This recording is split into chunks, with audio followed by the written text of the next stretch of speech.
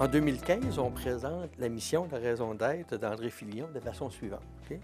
Guider les dirigeants d'organisation dans le choix, le développement et la gestion intelligente des personnes qui travaillent avec eux, contribuant ainsi à la constitution d'environnements de travail sains qui favorisent la performance collective et l'engagement de chacun. Quand tu parles ou quand on parle d'une gestion intelligente des personnes, c'est quoi une gestion intelligente des personnes et pourquoi on parle de ça maintenant? Gestion intelligente des personnes, de fait, ça fait drôle de voir ça dans une mission écrite, gestion intelligente, mais pour moi, ça veut dire beaucoup. Je pense de façon globale, la gestion des ressources humaines se fait mieux qu'avant dans l'ensemble de nos organisations, mais il reste que gérer du monde, c'est pas simple, c'est pas facile. On a déjà assez de défis à se gérer soi-même. On peut le regarder à l'inverse peut-être, où les gens se sentent mal gérés. Mais tu sais, il y a des choses de base comme le simple fait de ne pas respecter les gens avec lesquels on travaille. Et ça, quels que soient les niveaux, les bons leaders, les bons gestionnaires vont se préoccuper de respecter les gens qui sont là au service de leur entreprise. Et de les prendre comme ils sont. On a engagé ces gens-là travaillent pour nous, se dédient à notre service.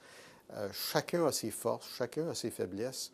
Quand tu travailles avec du monde, quand tu choisis de travailler avec du monde, c'est un package deal dans le fond. Tu as des gens, si tu veux avoir le meilleur de tes gens, il faut que tu acceptes que tu vas avoir également des fois, malheureusement, le pire. Parce qu'on vient d'un seul bloc. On a nos faiblesses, on a nos forces.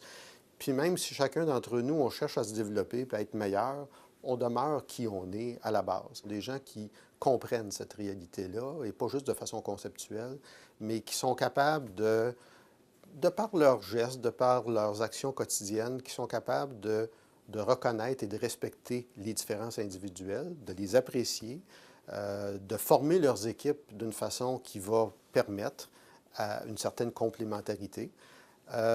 Et qui va plutôt célébrer les différences plutôt que d'essayer de rendre tout le monde sur le même modèle. Alors pour moi, gérer les gens de façon intelligente, ça commence par ça. Ça commence aussi par le fait d'être sûr d'avoir dans son entreprise une culture de respect. Des gestes comme du bullying, comme du manque de respect, comme de l'intimidation, c'est des affaires qui sont intolérables. Donc, pour moi, gérer ces gens de façon intelligente, ça commence par des choses aussi de base comme ça. Après ça, ça peut se traduire de différentes manières parce que, comme tout gestionnaire qui est confronté à des problèmes quotidiens de gestion des ressources humaines, tu as des décisions difficiles à prendre. Quand, par exemple, il faut que tu licencies des gens parce que tu as une restructuration à faire, il y a des façons de bien faire ça. Des façons qui respectent les gens qui ont été à ton emploi pendant un certain nombre d'années. Alors, gérer ces gens de façon intelligente, c'est dans des moments plus difficiles comme ça, d'être capable de faire preuve de respect à travers ses pratiques et à travers ses gestes quotidiens.